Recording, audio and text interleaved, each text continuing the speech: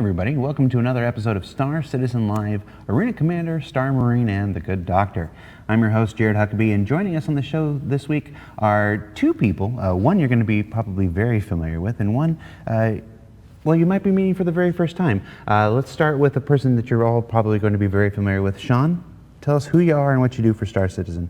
Hi everyone, I'm Sean Tracy, the Technical Director of Content at Cloud Imperium Games, and recently, over the last few months anyways, have been working with the likes of Richard and Todd and John Crew and everyone on the combat pillar for Star Citizen. Right. So folks who remember the conversation about pillars at last year's CitizenCon and have followed with recent episodes of Pillar Talk know that we've separated our development into, how many pillars are there? 6, 7? Six. I think 6, but really... You pay attention to the ones you work on. They kind of weave in and out, right? Like, it's like, oh, well, is ships a pillar? Yes, of course ships are a pillar, you know, and it's... Yeah. Gotcha. So you are presently in charge of the...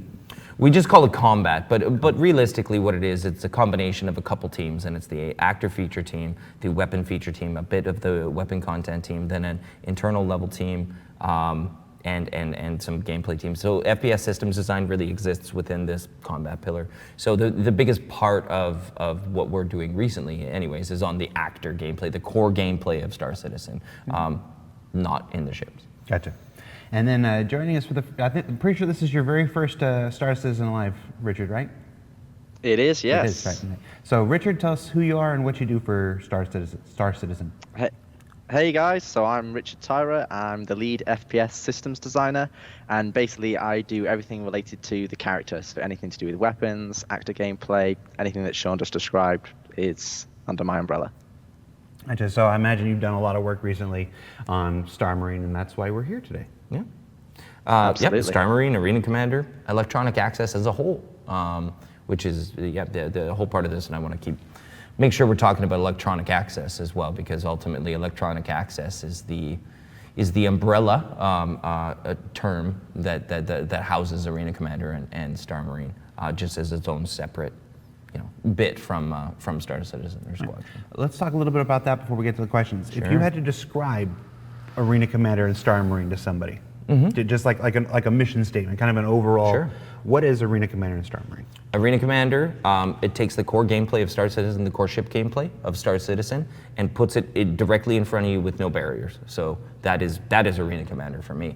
You select how you want to play. Again, if it's horde mode, if it's sort of like survival horde modes, if it's multiplayer, swarm battles, squadron battles, something like this. So there's a lot of different ways to play that core combat, but really the mission statement is it is the core ship gameplay testing ground of Star Citizen. Or at the very least we want it to be. Exactly. And Star Marine is no different, except it has to do everything with the actors, everything with the characters, everything with the armor, the FPS sort of gameplay side. So that is the petri dish of the core character gameplay for Star Citizen. So that's how I'd kind of put the two together. And then they are both simulations within the world, within the universe of Star Citizen. Excuse me. And there are basically games within our game. You access electronic access, sort of like somebody would access the Oasis, in Ready Player One or something like this. The electronic access is ultimately that same second life inside of already a second life. So right. It's a bit of a weird concept sometimes to get across, but I think generally the community understands it, and I think I want to do a little bit more to make that clear that right. is a thing. A lot of what you were just saying about the mission statement, those are pretty reasonable goals, I think, for Arena Commander and Star Marine. Candidly, would you say that Arena Commander and Star Marine is there right now?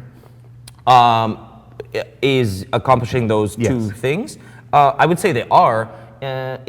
but more from a development standpoint, less from a player standpoint. Meaning, is it a perfect game right now? Heck no.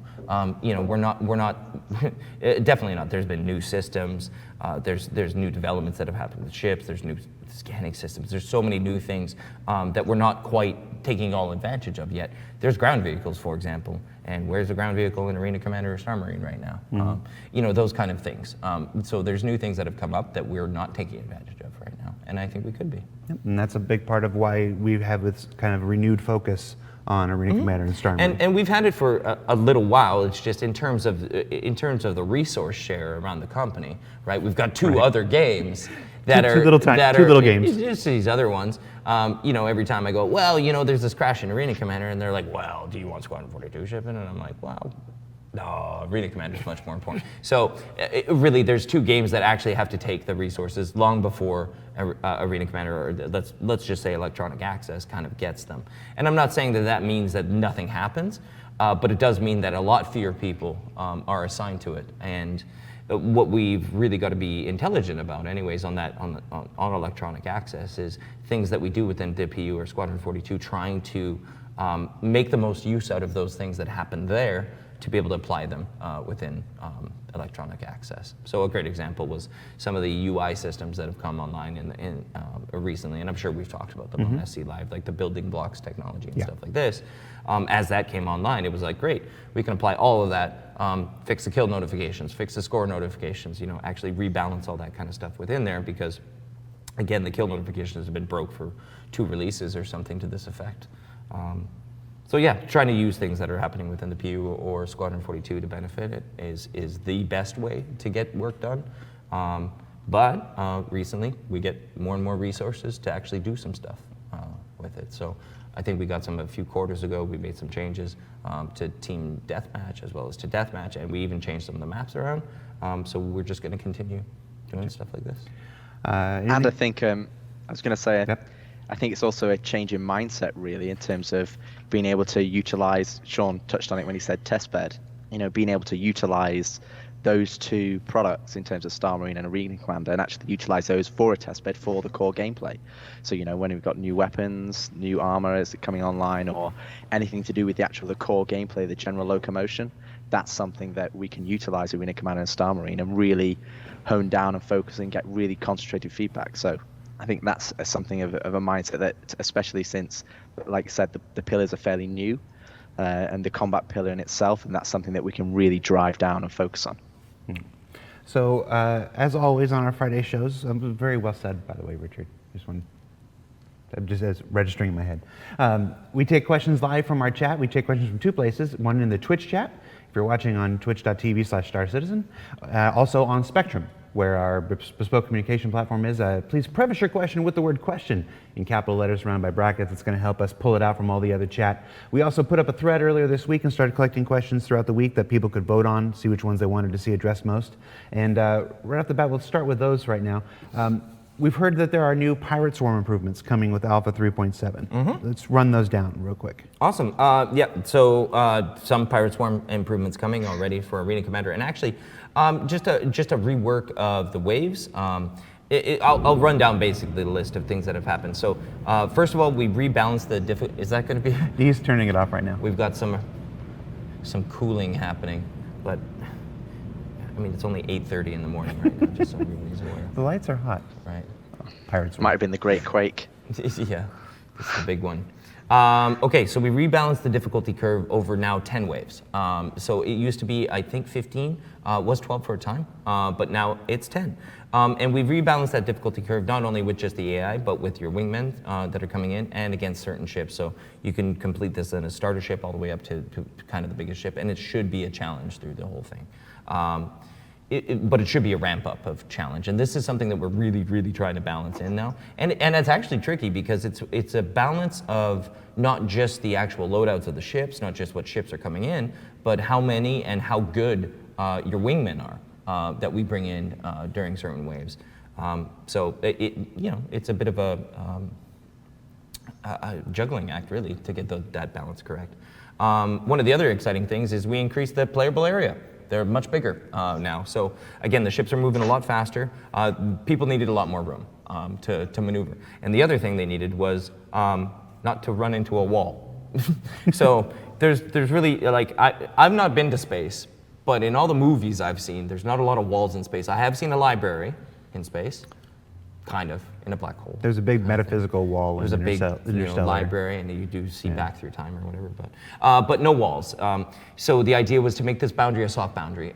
It's a little more like other games where you'll go over the boundary, you know it's there, but it doesn't. You don't run into it like you've just run into a building or something like this. So that's a little bit better. And again, it just gives you a warning that you're outside of the range. Eventually, it'll kill you, but if you don't come back in. So again, it plays a little bit nicer. Now, I say we increased the playable area in all the maps. Not actually true. It's only on one of the maps right now. So in Dying Star, that's the one that's a lot bigger. There's a reason for it, and it mostly has to do with the map itself and the assets that were within it. It was really easier to make Dying Star quite large. But on Broken Moon, we have, everybody knows that that's not an actual planet, right? Like, I mean, we haven't put a real planet, within it. Sorry, a real planet. I didn't. You just ruined Christmas. No, I mean like a digital planet. One of the actual PU planets within there. It's actually just this hemisphere that actually, if you carried it around, isn't actually circular. It just looks nice. It was built before procedural planets. It was built 2014. The first actual playable level, like not hangars were first, and then this level came in. So it's about one of the oldest levels we have. That one was a little more tricky, so we started scaling it up, basically. LODs are a problem, and then you can actually really notice that planet isn't really a planet. So we want to make some improvements to that map too. We will increase the size, and the obvious thing is, okay, just put a planet in.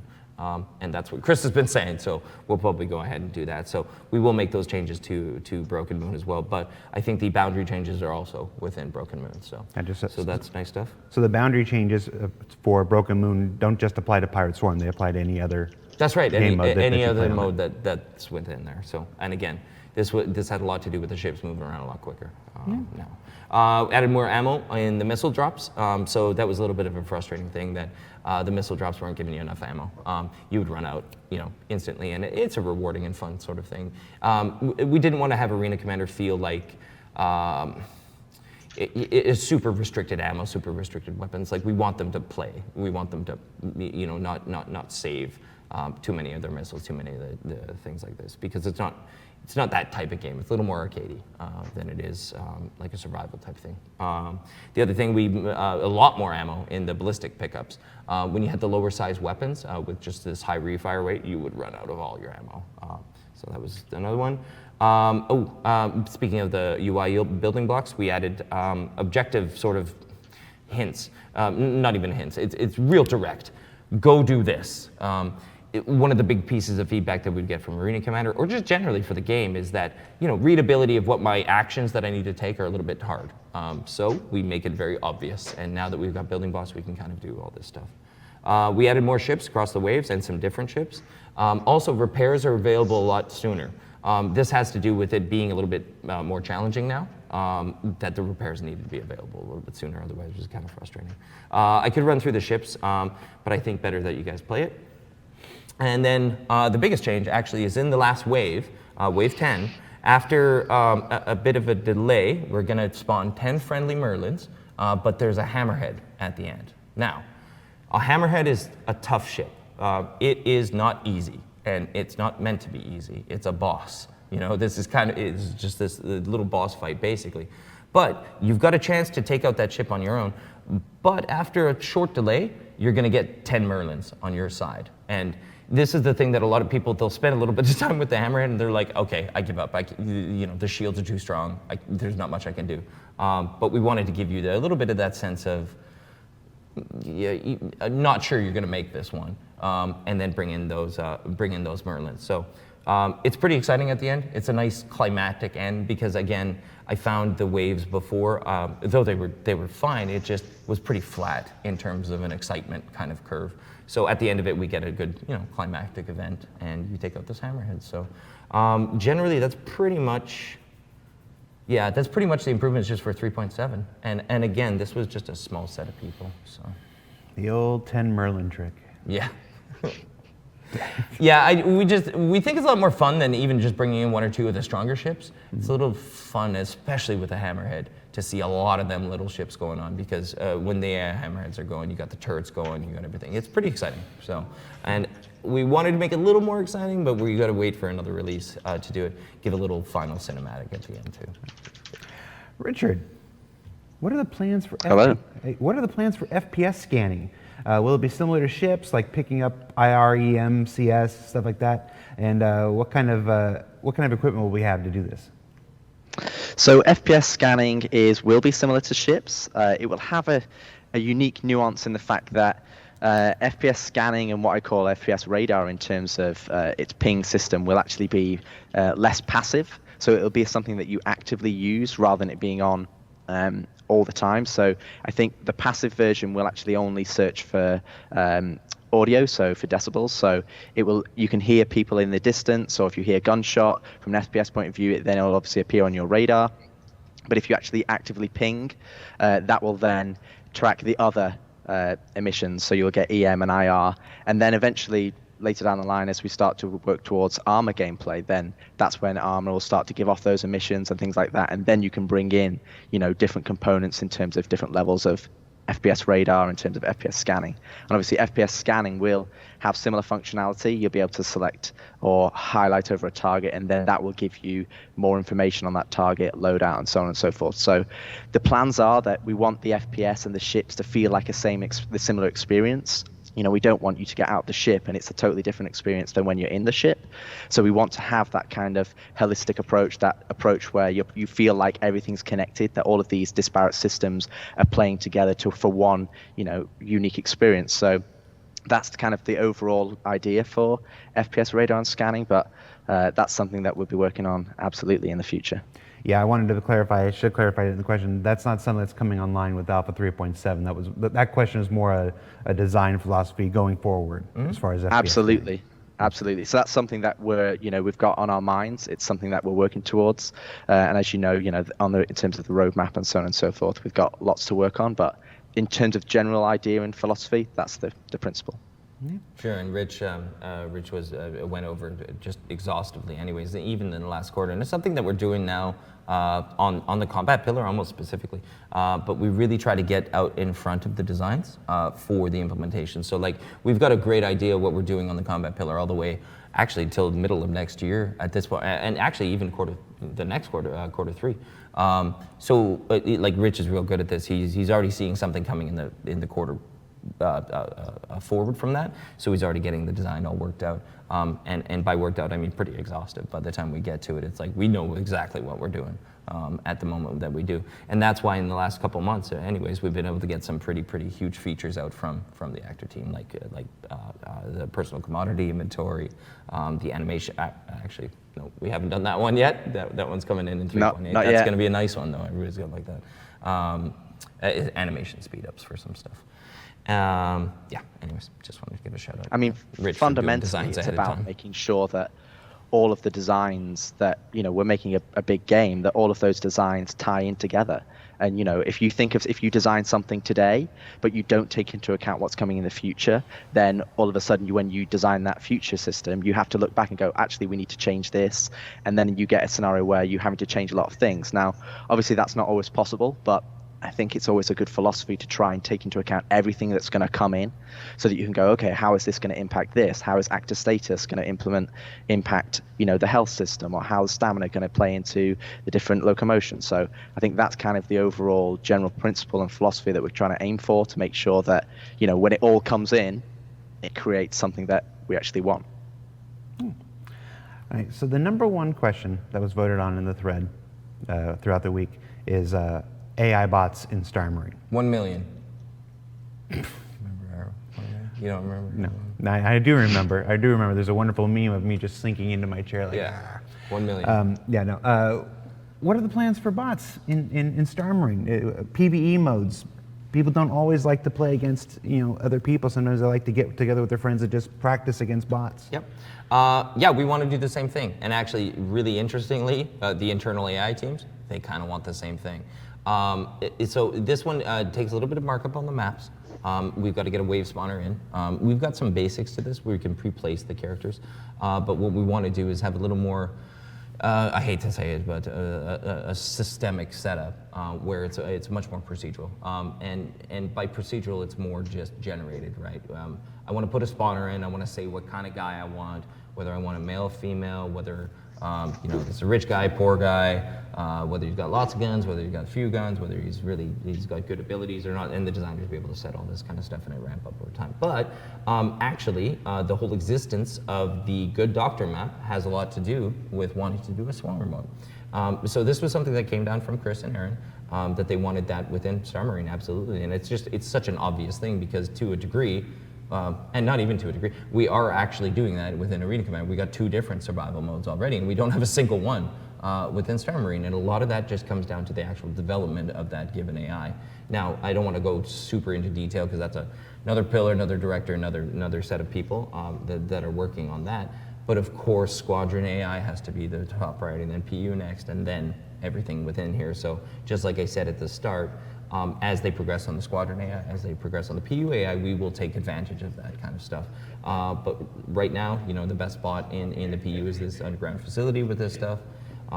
So for me, it wasn't yet enough to be able to make a really reasonable sort of swarm survival horde Star Marine mode. But very soon we will be there. And again, the Good Doctor map was actually built and incepted to do specifically that. Now, we didn't want to just hold on to that map.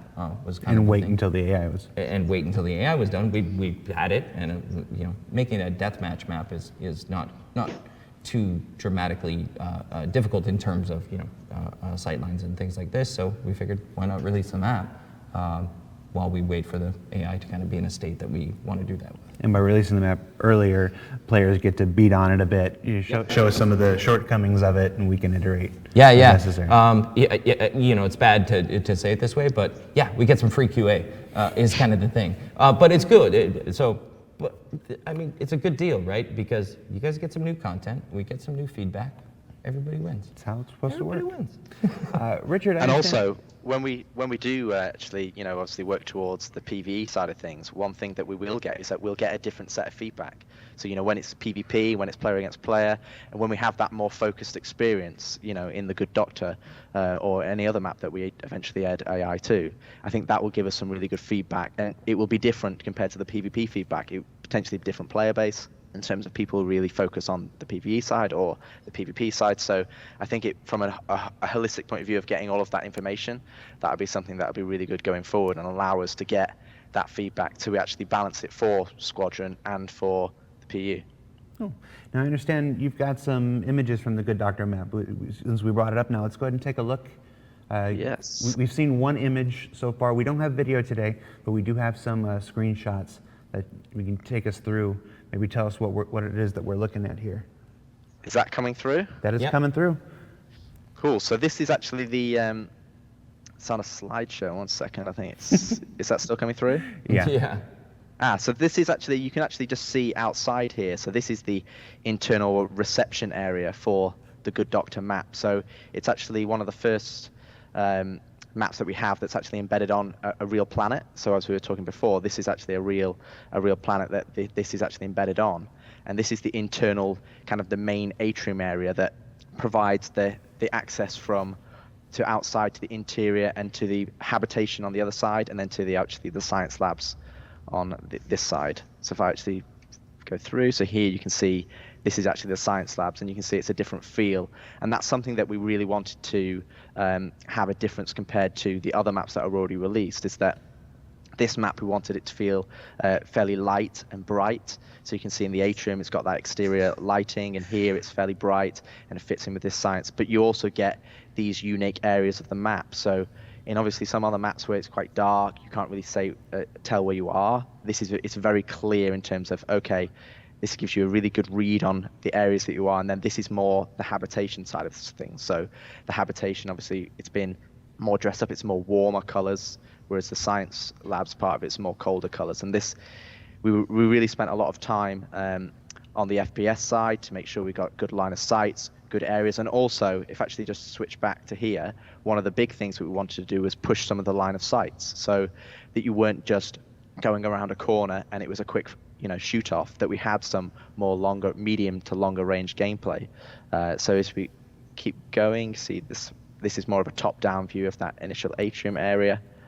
And then if I keep going, so this is now outside. So we've got the outside area is fairly flushed out. You can't actually jump off as much as you probably will want to onto the planet. So it's still a kind of focused experience in terms of this map.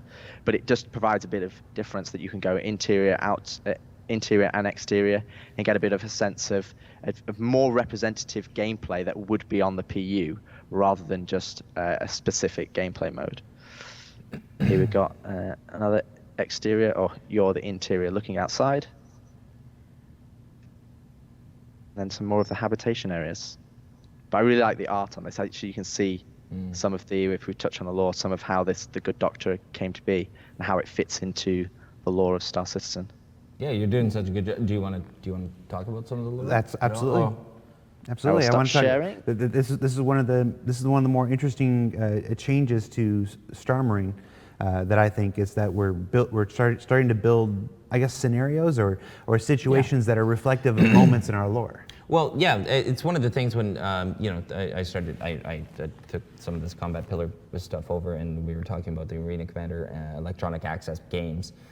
Overall, the thing that always surprised me was the amount of lore, even working here, that we have. I mean, the stories are just, there's so many, and so many interesting ones. And I felt like, okay, some of them are not big enough to tell in a grand Squadron 42 game, or not even big enough maybe to tell in missions or something.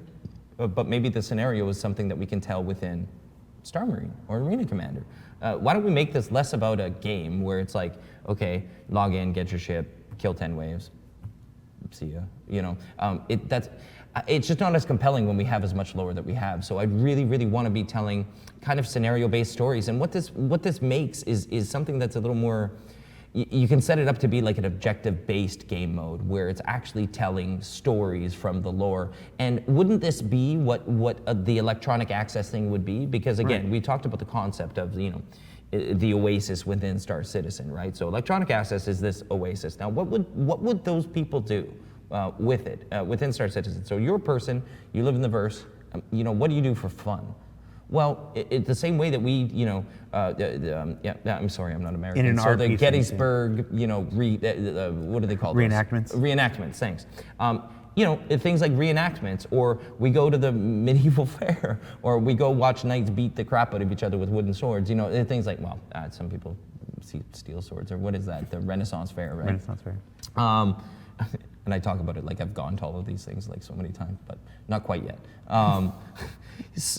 So basically, being able to retell those certain scenarios from within the Star Citizen lore, whether it was 100 years ago in terms of the PU time to the actual time that they were telling about. Because, for example, the Good Doctor is 100 years before the time of the PU. It's a whole thing that happened before. But I think telling that story within the objectives of the map is just so much more compelling than jumping into a deathmatch map and it feeling like, Quake or Doom just from, just for the sake of having a deathmatch map. I want to tell some scenarios, want to tell some of the stories because I think they're quite interesting. And to be honest, I think it also helps with us that we're tying Star Marine and eventually Arena Commander to the PU, that it is a connected experience. It is, like we said, about electronic access. It's this game within a game, and we want to make them feel like they're connected, and it's not just this, like you said, you load up and it's a 10 wave deathmatch, and it just feels like it's just a different scenario. But it is actually it's part of the PU, and that's something that we want to get that feeling across, that it is an extension of the PU. Yeah, it's now this is of course stuff that we're working towards as far as what they're going to see in 3.7 is this map brought forward on its own to serve as a deathmatch map. And then to give you a great example, like we hope to put it in a patch, but we're grabbing some new audio that is going to again support the lore and the story behind the Good Doctor within again, whether it's 3.7.1 or 3.7.2, we'll have some of the voiceovers to update. And then as we progress on the sort of swarm mode or AI or anything like that, that's when we'll really be able to tell that story right. I know, I'm sure people are thinking, oh my God, they're gonna put zombies. And no, we won't put zombies. But The story of the Good Doctor has a lot to do with the cultists. So Dr. Fael was basically a very, very a charming and great leader, anyways, a good inspirer. And a lot of the screens that you see within the Good Doctor are quotes from him, or they're things that the basically the outsiders is how they're actually termed, quote themselves on, anyways. So I think it'll be an interesting thing to be able to do that. One of the questions from the chat asks, why don't we just use FPS ships or ships as FPS maps? Like, why don't we just stick a Starfarer in there and let people run around a Starfarer? Stick a Hammerhead in there and let people run around as a Hammerhead as an FPS map? Seems like it would be a super easy way to make FPS maps. It would be a super easy way to make an FPS map, but you wouldn't have made an FPS map. That's the problem. So because I thought the same thing. It's like, okay, cool. We've got all these ship interiors. Oh my goodness, we've got the Starfarer, you've got the Caterpillar. These things are whole levels in themselves. Why don't we just grab the interiors of those and fight in them? Well, the problem is they've not really been designed to do FPS combat, and to do FPS combat. Deathmatch or team deathmatch, or balanced in such a way that it would be fun to play. I think you can do that, and actually, we see these on live streams and stuff like this, where people do have fun doing it. Yes, they do. But I mean, there's only one hallway to get through a thing, for example, right? Most of our players don't shoot like stormtroopers. They're actually pretty good. So you ain't going to be getting through that door. It's things like that. It's just not going to be as fun as it is, because those ship interiors weren't necessarily designed with, hey, team A is here and team B is here, and these are attackers, these are defenders, this is the sight line, this is the sight line. They were designed with, interior of a ship design in mind, for obvious reasons, right? The operation of the ship and the PU, not exactly deathmatch. Exactly. So I would say that a cooler thing would be modes like trying to board or do something like that, where you've got to disable ships. And again, if we could tell the scenario where it's disable the ship, board the ship, go through the ship, whether it's fighting AI within the ship or fighting other players, I think that's a more interesting thing than just dropping the interior of a ship on and then fighting. Right. So instead of using something like a Caterpillar or a Hammerhead or an 890 jump for deathmatch, right? You're talking about considering something like an entirely new game mode, specifically to practice breaching, specifically to practice flying through, getting through the ship and taking over. And maybe get away from game mode and think scenario. Right? We would set up a scenario that would just make sense for that. And again, there's so many stories, I'm telling you, in the lore. Like, I open up Confluence, lucky for me, I can get access to all the Dave stuff, where it's like, there's so much in there that is that, like, you could come up with so many things just from those stories that are within there. Again, I think that would be, that's the way to go, rather than game mode. Right. Scenario. And telling, when you see these things on stream, that's how they're setting it up too. They're creating they're creating their own scenario. Because it's way more fun. It's way more fun, and it's a little more meaningful too. And actually, it's a little more it's fun to watch too. Yeah. So not as just a blank check deathmatch or team deathmatch, but a specifically crafted scenario. I mean, it's incredibly uninspired if you think about it, right? I mean, deathmatch, right? I mean, of course. Richard, let's take another look into the future here. Medical mechanics are a large missing part of general FPS gameplay that would greatly affect balancing decisions and stuff like that. What can you tell us about our plans for medical gameplay? So medical gameplay is something, again, that we wanted to take into account for lots of different things. So we've been looking at it early on. It's something that will be coming in the future. So if you play Battlefield or any other online shooter or game like that, you've got the defibrillators and you can actually go and help your teammate up.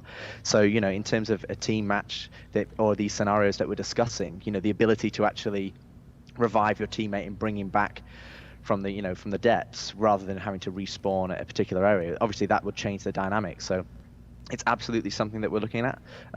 Obviously, within our game, we'll actually have a more detailed analogy going forward in terms of you being able to heal others, heal yourself, and we actually do want to actually move the med pens so that you're actually carrying them in your hand, so that rather than just an automatic use, that it is something that you can equip and then target and things like that. So obviously we're thinking about it. We're in the very early stages of coming up with the design, and to making sure how that fits into the PU, into Squadron, into Star Marine. So it's absolutely something that's on the agenda. I don't have anything to add to that. That's it. The next question is a very common one. It comes up quite a bit. Multiplayer lobby support in Arena Commander. The ability for players to all load into the same hammerhead, or to all load into the same 890 jump if that's what you want to fight in or whatever. What can you tell us about any plans, any intentions? Yeah, we've actually worked on a design for this already with the internal game team that we've got there. Again, it's not a ton of people by any stretch, so we can only work on stuff slowly. And it's the same even for myself. Again, I've got this combat pillar here, but I've also got 3 other departments that I run at the same time. So again, there's a amount of work that goes into it. So we do a lot of the design work anyway. So design's already been done for that given, let's call it a lobby anyways, but it's really a change to the lobby matchmaking and friend group kind of support, but outside of the PU, like at the launcher kind of level, or at the main menu kind of level. So yeah, we've already done that, and that is so important to be able to do, because right now, for example, if me and Rich wanted to go play in a Super Hornet and we want to do Vandal Swarm, Pirate Swarm, whatever, to make that happen is kind of a pain, because we both have to join, right? We've got to get to the same thing. He's going to go bail out of whatever ship he got. He's got to go get into my ship, and then we can progress. And then if we die or something, we've got to do it all over again or whatever. So I think that's pretty silly. We need to be able to group up long before we're in the map, and then choose that map as a group, and whether there's a group leader or something like that. So we've got that design actually in place, and it's a lot, you could call it a fleet manager, you could call it however you want to do it, but it's really important that we're able to not only say what friends are in your group, what they're doing, what you're about to go do, but also be able to place those guys within seats within the ship, because just getting them spawning, standing in the cargo bay is not that useful. It's better than what we've got. Yeah, especially when the wave's about to start. Exactly, but sometimes you don't even have that. So again, like on a Super Hornet, if I wanted Rich to be gunning and I wanted to be piloting, I want to be able to set that up and then join the game, right? Yes, so yeah, we've got the design for it. So the technical things that are in front of that have everything to do with the matchmaking services. So you'll be happy to know, though, that we just completed the whole changeover and the refactor of this. So we are not thinking about a refactor, we've just completed it. So that's all done. And that needed to happen in the last 3 to 6 months or so. And it had to happen for PU for other reasons anyways, VoIP, and all these things. So now that that's done, we can actually pull that out, and we can change the matchmaking that was set up again with that first map, Broken Moon, years ago, 5 years ago. So we can upend that, we can get our group system at the front end a lot more robust and a little bit easier to use. And this way we can shunt them, into a ship together or whatever. The other nice little benefit that's going to come, and I don't know if it'll hit 3.8 or 3.9, but it'll be right between the two of them, is it'll allow us to do our round cycling. So one of the things that really annoys me with Star Marine significantly, Arena Commander a little bit, is that once you complete a round, or you've lost, you've won, or whatever, you're kicked all the way back out to the main menu. That is it's such a game development, game design 101 faux pas. Is like, once you get them in the game, don't kick them out. Like, you've just got them in there. You've just paid, whatever, hundreds of millions of marketing or whatever to get these guys in your game, and you play one round and boop, it's like, that's weird. So we need them to stay in the round. We want the round to keep going. Basically, like, it should complete, and just like a lot of other games anyways that you've played. Once the round's complete, you get a nice scoreboard, but then a new round starts without any other tomfoolery going on, right? So we want the same thing within Arena Commander, Star Marine as well. So all that matchmaking refactor stuff and the work towards a lobby where it's just a lot easier for them to set up the settings they would want in Arena Commander or even a Star Marine match, all kind of go together. Yeah, because actually touching on that lobby refactor, just being able to change your loadout, select your loadout from a Star Marine point of view. So I think what happened is we had obviously Star Marine and Arena Commander, and we obviously wanted to get those game modes in there to actually test that core gameplay. But the extraneous things, the things that obviously Sean is talking about, obviously, the smoothness of not having to kick you out of the game or how you actually get into the game is something that we're also going to be focused on going forward, so that we can actually make, from you double-clicking the executable to actually getting into the game, to actually continue playing the game, to make that whole experience a lot smoother so that you can actually stop railing against the machine and actually get into the game and enjoy that aspect. So it's definitely something that's on our mind and something that we're absolutely thinking of going forward. We've talked a lot in the past, and you even mentioned it on this show, about how Electronic Access and Star Marine and Star Citizen are games within our game. So it tends to be a little arcadey sometimes with the, with the pickups and stuff. Yeah. A lot of folks, and that's what this question is about, seek an experience that's closer to what they have in the PU. Like they're looking for an experience in Arena Commander that's much closer to what they can do in the PU, so that they can actually practice without the cost of insurance costs, replacing their ships and stuff like that. What are our plans? What are our thoughts about making Star Marine and Arena Commander closer to a PU experience? Well, we've got a lot of thoughts on that, and we've started some stuff internally, and we're really hoping to get this in front of people sooner than later, and a lot sooner than you might think. So, Arena Commander. Let's start with Arena Commander. Arena Commander is a great, again, I sort of said petri dish. It is the core gameplay of ship combat in Star Citizen. Cool. Let's say it's a portion of Star Citizen. It definitely isn't all of it, right? And then you got Star Marine, which is yet another portion. But then you've got other things within it. Again, flight within atmosphere, flight near the ground. You've got, again, different weapon types, different ranges, and things like this. And right now, Star Marine, nor really Arena Commander as a standalone product, well represents what Star Citizen, to me, and to a lot of the developers, I would think just generally to everybody, really represents, because Star Citizen is the whole of all of those. It's the whole of a ship, it's the whole of a character, it's the interchange between the two of them that are happening, whether it's characters within ships, whether it's characters fighting ships, whether that's ground vehicles fighting air vehicles, that's air vehicles fighting, Again, it's all of that. It's a mixed arms game. It's a combined arms game. More similar, or if I was comparing it, Star Citizen, it's not Call of Duty. It's definitely not Gears of War or anything like that. It's a much more akin to a Battlefield. It's much more akin to PlanetSide or something like that. In terms of the core combat gameplay, I'm not saying the economy and everything else. I'm just talking about the core combat gameplay, the pillar that I'm in charge of now.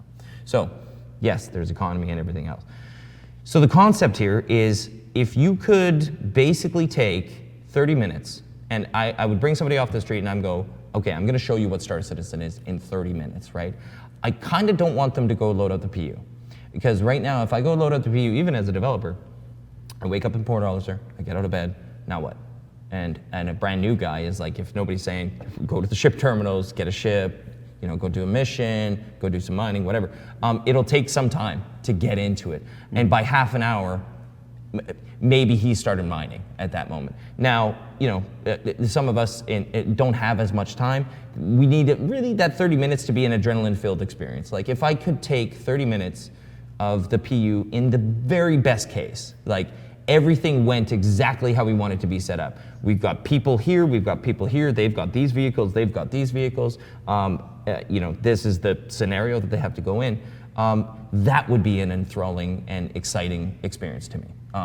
And that would more represent what Star Citizen ultimately really is, and what happens within the PU. So the best thing we could get is, getting combat to work within a sort of round-based, objective-based, scenario-based game, like it works in the PU, basically. So give some reasons for a lot of the stuff to exist. Again, I'm rambling a little bit, but for example, the ballista is a great example. Is like right now, cool, in the PU you can go grab that ballista, you can cart it over to one of the planets and kind of sit in it and hope somebody flies by, and then eventually lock them on and shoot them down. It's going to take some time. That's going to take some time, and maybe you get a minute or two of excitement there, and it's over. I want to give reasons for these things that we've created to exist, really. Again, that would really have a big earlier part of that game mode, like Ballista, for example, or a Valkyrie, for example. Those things are really, really meaningful in those sort of setups, and they all have roles. And I think those roles haven't been, in a lot of cases anyways, that aren't, in a lot of cases they haven't really been pushed. They haven't really been identified that clearly, or proved in that sense. So again, Ballista being a really powerful anti-air. How? Show me. Show me it happening, right? And again, it will take some time for that to happen in the PU, but I think, again, putting something together that's kind of the combination of Arena Commander, Star Marine makes a lot of sense. Building a microcosm. If the persistent universe is the macrocosm, Sure. taking Star Marine and Arena Commander and turning it into a microcosm, a condensed version of what you could experience in the PU. Yes, but without massively changing the rules, right? Like, I mean, everybody's going to come into it with a certain set of expectation in terms of how does it work already in the PU. Now, because of the concept of, again, electronic access being a simulation, yeah, we could probably get away with changing a lot of it, but we don't want it to be a different game. Also, we don't have the resources to actually make a whole separate sort of game, like, and that's one of the difficulties with doing this. So, yeah, I think that's going to be a very interesting idea to research. I think the other thing as well, when we look at that, is that if we make it more representative on the PU, it's a more efficient on the development side as well. Because, yes, of course. We're looking at designing these systems that are feeding the PU, going into Squadron, and if these systems are all being utilized in that same manner, then it helps us make better decisions. Because, if we're trying to make, the gunplay is not very good in PU, but it's great in Star Marine, well, that's not what we want. What we want is that Star Marine is representative of what the PU is, and then we know that if it's good in the PU, it's good in Star Marine. And that's why when we talk about these, say the Good Doctor, for example, trying to have a bit more longer range of sights, or when we've released attachments, so scopes, so you've got more view sight, you've got longer ranges. So I think that's something that we absolutely want to go towards, that Star Marine and Arena Commander are more reflective, like you said, that that 5-minute adrenaline filled junkie section, or I always might call it like the trailer of the PU. It's all of the condensed good bits that we say, okay, this is what it could be, in the very, like the microcosm that you said, and then that gives us, from a development side of things, that we can actually really get, okay, any feedback that we get, anything that we want to change, any balance that we want to work towards, that we're using those resources efficiently across all of the 3 products, not just, okay, we're doing this for Star Marine, because then you get a really dangerous balance that we're dealing with multiple different SKUs, and to be honest, that's not what we want. We want it to be good across all 3. So that's definitely something that we've discussed previously. Very well said. Following up on what you said about being able to maximize the efficiency of work, being able to set work to multiple things. One of the questions is asks if locations made for Arena Commander and Star Marine, like the Good Doctor, are designed with the idea that one day they'll be included in the PU. I wouldn't say they're designed with that mentality in mind necessarily. I think it's almost the other direction, a little more, where something that got created for the PU, we want to try to reuse as much as possible. So super interesting on the Good Doctor map, that very little of that is brand new art. Very little.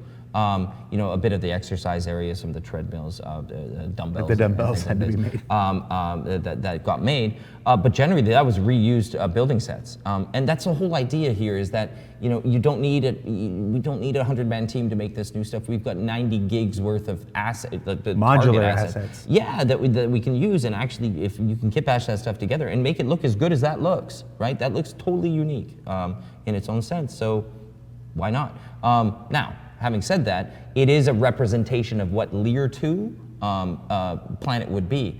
Having said that, it's not actually what Lear 2 is going to be in the actual PU. Now, can I sort of hand wavy this away where it's like, oh, well, it's electronic access, it's just a simulation, so kind of, yeah.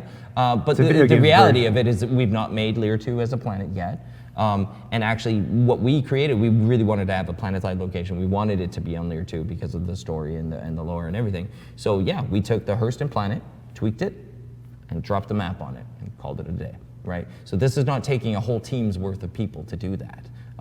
Yeah, we want to tweak it a little bit, but Lear 2 will likely end up looking a little bit different in sense, but let's say that we're kind of teasing what it might look like.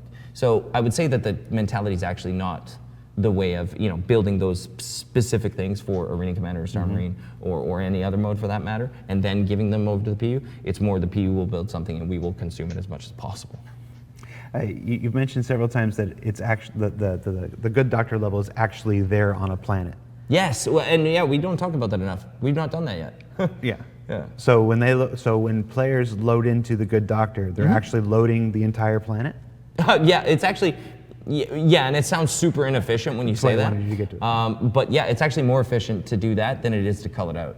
So there's actually more expensive to but it's just the way the planets are built, right? And they're not that expensive. So they're built to be super efficient. And you know, Marco is essential on that. Like the planets run really quickly. The planets are not the problem, right? The planets are very seldomly our performance issue. It's all the stuff on them that becomes a problem. So yeah, most of that planet is there. There's not anything on it though, which is the thing. So if they can figure out how to bug out outside of that, they just get to run. Take a tour of an empty planet. Yeah, sure. Richard, what's your strategy for balancing FPS combat? This person asks, do you tune it towards more highly skilled players? Do you tune it towards the entry level? What are our thoughts about the general balancing of FPS combat? I think when we come to balancing anything, really, we want to be tuning it for what feels fun for everybody. I think, tuning it for a specific part of the player base, I don't think gives us what we want. So if we tuned it for some of the highly skilled players, I think that the more inexperienced players would have a harder time, and vice versa. If you tuned it for the new people, then the more skilled players wouldn't have an effective time. So I think what we want to do is actually provide an experience that is accessible to everybody, but also has enough depth for the more experienced players to actually invest more time, learn how to use those mechanics and go forward from there. So I think from a balance point of view, any system, not just FPS weapons, I think you always balance it for the mid ground so that it is accessible as absolutely can be, so that people can come in, and especially when you're talking about Star Marine and Arena Commander, where it's basically your drop in, it's plug and play. I think obviously less so on the PU, where you've got more of a time to kind of absorb what's there, kind of understand, and it's a more slower pace. You have more opportunity to learn. I think in terms of when it comes to FPS gunplay, though, I think you absolutely have to tune the weapons so that you get a good sense of feel. How does this feel from a realism point of view? How does it feel from an audio point of view? How does it feel from the visuals? Or the gameplay point of view? Is it all tying together to create that one unique experience for this gun, so that if you then drop, say you drop that pistol and then you get another pistol, that they feel different. It provides a different experience. So I think when we're tuning weapons, we're tuning to play styles, not to skill. And I think those play styles are what define the roles that you play in combat. So, if you're looking at a sniper, then you're wanting long range combat. If you're looking at an AR, then you're looking at more of a medium range combat. SMG shotgun, then you're looking at more low range combat. And then you might want to mix it up. You might want to provide a pistol, but it has a 10-inch barrel, so that it provides more mid-range suppression. So I think from a point of view of that FPS weapon balance, you always balance to play styles and then absolute accessibility. But then you want to up, maybe we have different fire modes. So the Salvo, for example, which has a secondary fire mode. If somebody just picks that up as a new player, they can use it, fire it. It's a 50 cal weapon. They'll do well. Point and shoot. But vice versa, if you want to be, okay, I'm going to use the frag mode, I'm going to change the fire mode, I'm going to add attachments, I'm going to add a laser dot, or maybe I'll go for an underbarrel flashlight. It's all of those decisions that add depth to the combat, that allow other players, the more experienced players, to invest in that. And I think that's something that we'd always try to do. So I think, I suppose to answer your question in a short term, is that we don't balance for either. We balance, it's a different type of balancing. For inclusiveness. Yes, absolutely, because we want people who play the game to ultimately enjoy the game. So, and I think that comes from in PU and AC and SM. When I was much younger, I was much more hardcore FPS, I want to shoot. But as I get older, family, you have less time, but you don't have as much time to invest. So I think we want to cater for all different types of players. And I think when you think about it, I think play styles is always the best way to think about it. It's like, why would we make this weapon? Why does it exist? What purpose is it delivering in the combat? Why would you pick this weapon over this other weapon? And I think that's something that we've actually been looking at with the new weapons, and we actually want to revisit a lot of the old weapons. And I think, to be honest, balance is something that never stops, especially in an online game. It's something that you're constantly going over. Okay, the meta's changed here, or this new weapon has changed the dynamic. Or, for example, we were talking about healing. Healing might totally change how effectiveness, alpha strike weapons are. And I think, if you've got a shotgun, but all of a sudden your friend can then revive that person who's just been shot and taken out, then it changes that dynamic. So I think balance is something that's always an ongoing process for across the whole game, not just FPS weapons, but economy, your ship balance. You can see the flight model. So I think that's something that we'd always look to endeavor to work on. But it's something that we've actually been really focusing on in terms of the weapons, to actually try and find a unique existence for each weapon. And I think any new weapon going forward, we're hoping to try and get that niche, unique gameplay and how that feels, so that it gives you a real identity in terms of why you want to use that weapon, and vice versa. Look at all the existing weapons that we've already released and say, okay, maybe the shotguns, for example, maybe they're feeling too similar. Maybe we want to change one to be a full auto, or that kind of thing. So it's something that's constantly being worked on. But yeah, hopefully that's gives you a bit more insight into how we go around working on the weapons. Just give me my Team Arena rocket jump and my Tribes 2 spin fuser, and I'll be good, Richard. Well, I do say Star Citizen's the every game, right? Yeah. All right, so we're actually almost out of time, so we got time. I'm going to try to get 3 more questions in. I know, we're actually 10 minutes over, so we're going to try to get 3 more questions in. From the chat, can we please add jetpack? I just said Tribes 2 in the chat is asking about jetpacks. Jump jets. Jump jets. Yeah, jetpacks. and most people know I'm coming from a MechWarrior background too, so I'm a big fan of that. Now we're not going to do tribes, okay? So you're not going to be skiing. You're not going to be. I'm out. Yeah, I know. So it's not going to be repetitious jumps. You're not going to be bounce, bounce, bounce. But if you see a cookie, at a really high cabinet, you'll be able to make that one jump. So we're kind of calling it jump assist. So yes, it uses your thruster pack from EVA and everything. That's the whole concept of it. But it's much more of a bounce or bounce is the wrong word. Much more of a jump assist, a one-time jump assist, and then it'll take some time. It makes you Jordan, not Buzz Lightyear. That is an amazing way to put it.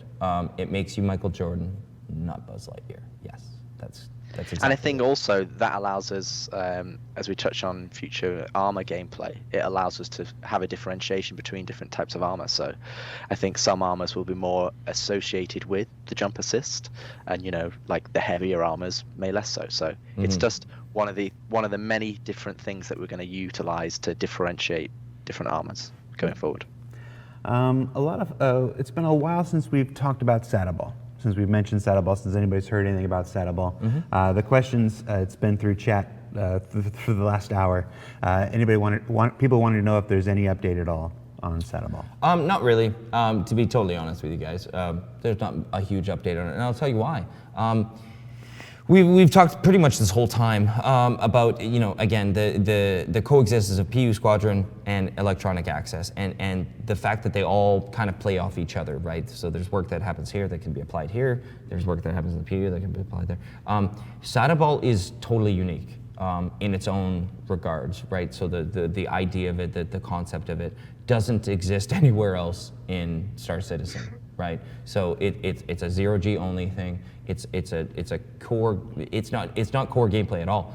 It is a whole different set of gameplay that only exists in that one mode. So if we had the resources, it's really, really hard for me to put them on that because it's only serving that, and it's not serving some PU stuff. It's not serving some Squadron stuff. It's not serving just Arena Commander, Star Marine as its own thing.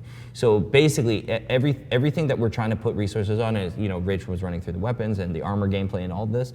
All of it's benefiting PU, Squadron 42, and then Arena Commander, Star Marine. So we need to work on those things because we don't have that many. It is the lowest priority in terms of the 3 games. So I can't feel okay working on a specific and only that area mechanic that only benefits that one little section. Yeah, I think when we first talked about it in 2015, we talked about how it would help with push-pull mechanics. But that's one small, compared to everything else that we have to do. Sure. It seems like a lot of work. But it's like saying, get that. Yeah, it is like saying that you do it. And here, okay, so before I get too far, Chris will behead me if I go, Sata Ball ain't happening. That's not what I'm saying. This is not at all what I'm saying. I would love to do this.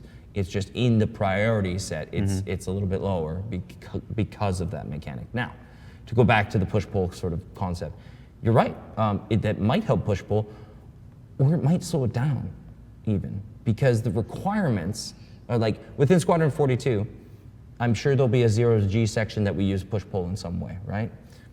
Hopefully, right? So I'm not made a liar later. I doubt you'll be holding a Sata Ball. That's kind of my point, right? Yeah, okay, maybe it'll help it, but it'll probably actually slow it down, if anything, because it's so unique in its own sense. It's not just push-pull with a weapon. No, it's push-pull with a weapon and a gun. Or with a weapon and a gun, with a ball and a gun. So it's just this one unique bit that I just can't put people on when it doesn't benefit the mass of stuff that we need to do. I think one thing as well to reflect on is that, we're talking about all of the new things that we want to add to the game, but I don't think any of us here would say that we're happy with the core gameplay, what's there right now. Yeah. So, in terms of the core gameplay, we still feel like we've got a long way to go. We've got some really good plans that we want to action. We've got some really good ideas in terms of making that AC and SM more reflective of the PU, to make us more efficient on the development side, to make us make better decisions. So I think we've got an idea of where we want the core gameplay to be, and I think when we get there, it's going to be a really exciting time. But we've still got new things coming along the way as well. So Zero-G push-pull is obviously a perfect example, but then you come in terms of intent and focus, and the intent and focus on Zero-G push-pull is to deliver Zero-G push-pull and that mechanic, and that's not a trivial mechanic to deliver. So it's basically climbing in space. So I think when you look at all of the things that we want to focus on, you absolutely want to get that foundational core gameplay there. You want to get that absolutely solid and foundational. And then obviously, because we're a live product, we're constantly adding new things to the game because we're a large team. We have lots of focus. But I think when you come down to, say, Sata Ball, I think it's something that's so unique and bespoke. Really, I think we'd be doing it in an expense of something that really we want to get the foundations right first. So I think just backing up Sean's point really is that the core gameplay is something that we want to get focused. We really want to get that driving and going forward and honing that down to something that absolutely delivering on the vision of the three products.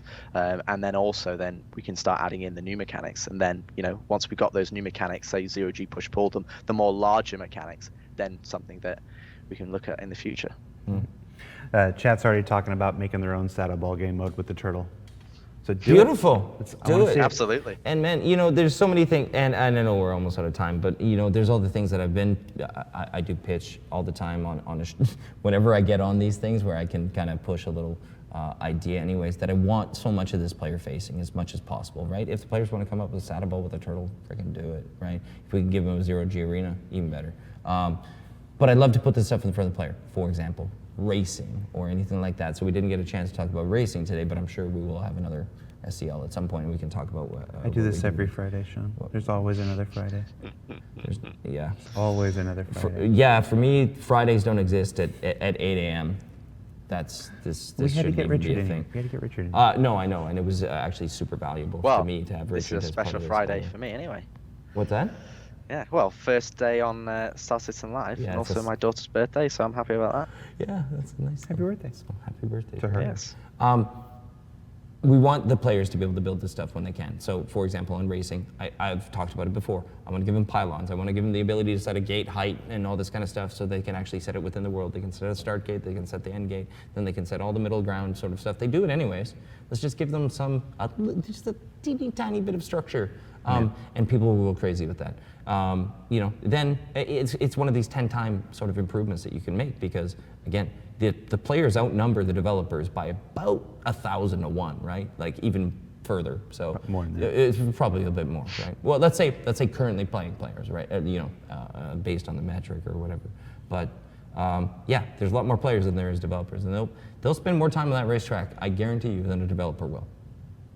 It's just because they don't have Chris going, I need my soft body pillows and blankets and yeah.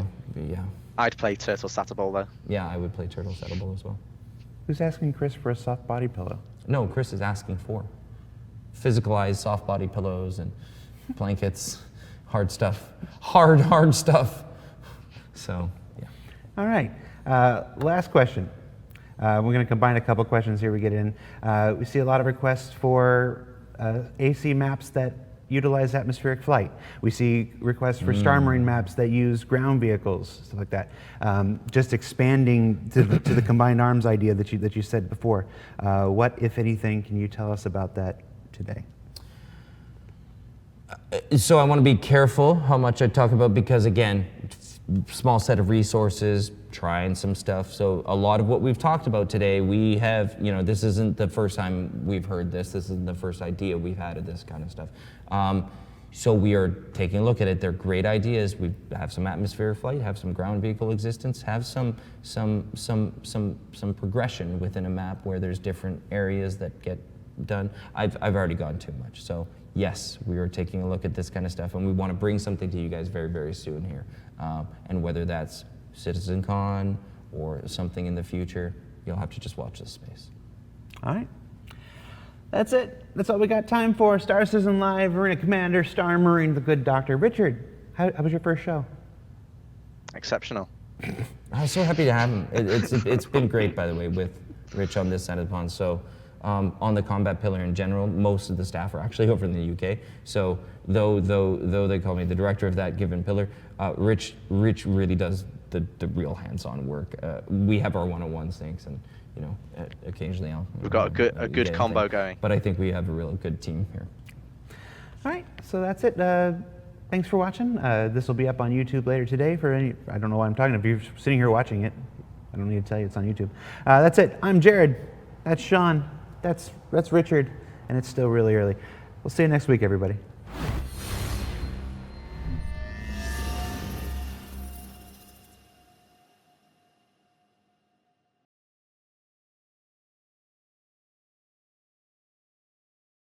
Thanks for watching. For the latest and greatest in Star Citizen and Squadron 42, you can subscribe to our channel, or you can check out some of the other shows, and you can also head to our website at www.robertsspaceindustries.com.